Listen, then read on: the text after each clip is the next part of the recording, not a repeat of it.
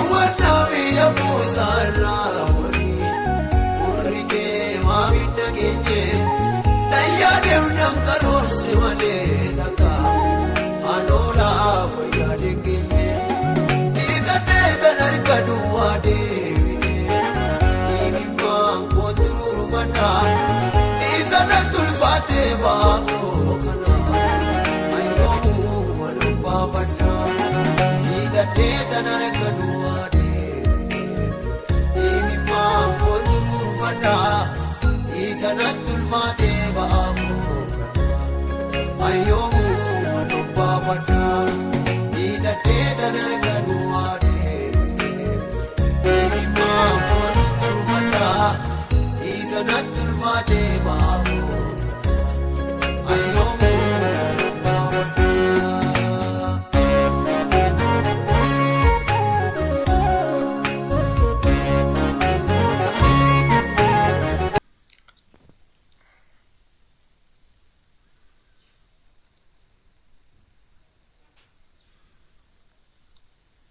Mucaa kiyyaaf ergaan qabu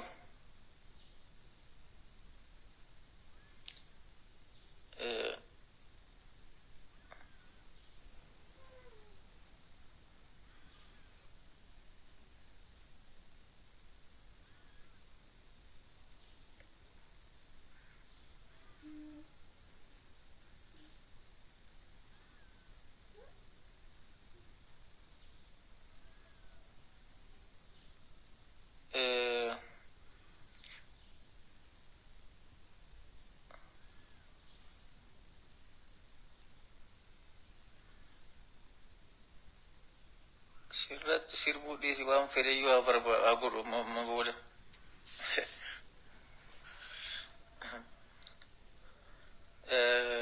Nama ta'e guddadhu jedhaani mucaa kiyya akka namaatti jechuudha. Akka namaatti akka guddatu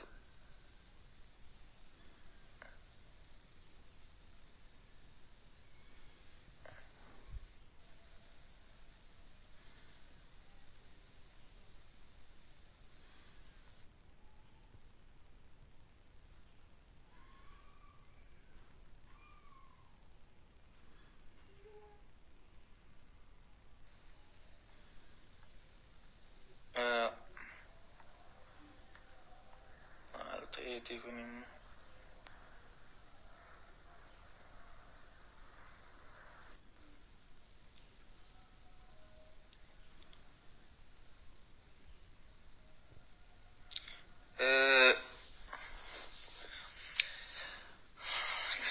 kan kana achi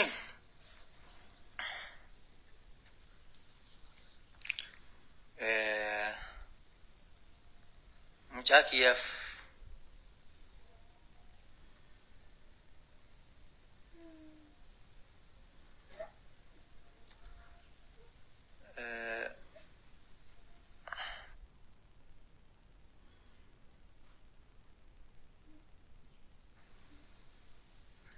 mucaa kiyyaaf wanti ergitan ergaan dabarsitan Oromoo saadha isaas akka namanne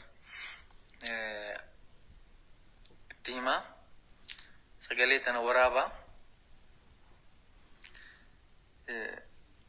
Oromoos akka namanne haadha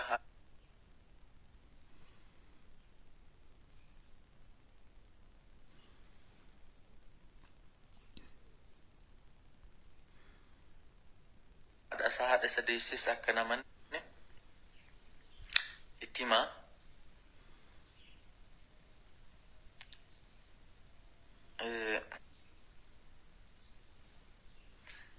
of danda'ee akka jiraatu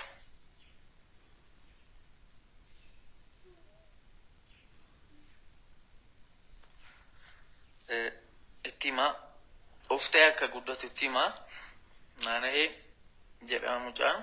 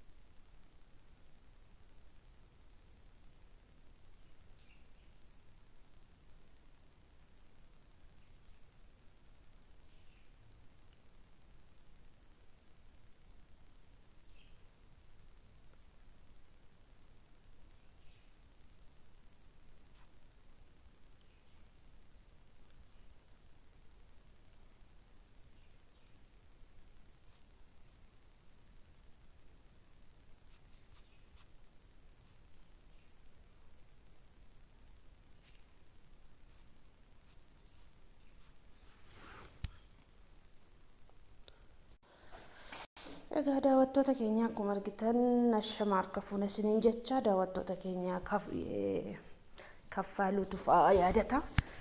Ofin balleessaa sa'aatii lamarratti liiviinan seenaa jedhee qaxaratee jira. Maal akka ta'e hin beekamu jechuudha. Akkuma argitan kana kun liivii seenee jira.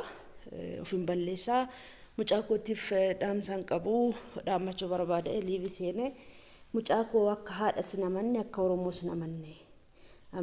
Amanii akka hin guddanne jedhee jira jechuudha. Rakkoon isaa maal akka ta'e haadha manaa isaa faana wal lolee jechaa jiru jechuudha. Warreen qaqqabuu dandeessan dafaatii qaqqabaatii du'a kanarraa baraaraan isiniin jedha. Booda boo'uunuma faayidaa hin qabu. Namni otoo lubbuun jiru wal baraaruudha jechuudha. Kanumaan jechuu barbaada narrifadhe jechuudha. Irribarraa ka'u hundumtuu poostii isaa kan inni dura poostotee daddabarsaa jira jechuudha. Waaqayyo du'arraa si haa baraaru obboleessa koo. Guyyaan har'aa boruu miti. Guyyaan boruus immoo har'a miti. Wanti hunduu hin darbaa hin jijjiirama. Namnuma wal lolaa uma walitti bu'a abbaan manaa fi haati manaa. Hundumti keenya warri abbaa manaa fi haadha manaa taanee jirru. Inuma walitti buuna, inuma raaramna, inuma dhiifna. Wanti ulfaataan jiru lafa kanarra hin jiru jechuudha. Wanti ulfaataanii Waaqayyo hundumtuu salphaadha. Keessumattuu immoo sagalee Waaqayyoo beektaa. Sagalee Waaqayyootiin jajjabaachuu otoo qabdu lubbuu balleessuu hin qabdu jedha akka kootti jechuudha. Daawwattoota keenya ganamaan sabbar zeenaa isa kana argee jira jechuudha. Baay'ee tokko na gaddisiise. Namni lubbuu balleessuu mootummaa Waaqayyoo akka hin dhaalle hin beekna hundi keenya jechuudha. Poostii isaas agarsiisuu nan danda'a jechuudha. Kanadha nagaatti tura oolmaa gaarii isiniif haa ta'u obboleessa keenya lubbuu kee balleessiini sin jennaa jechuudha. Nagaatti tura daawwattoota koo ulfaadhaa.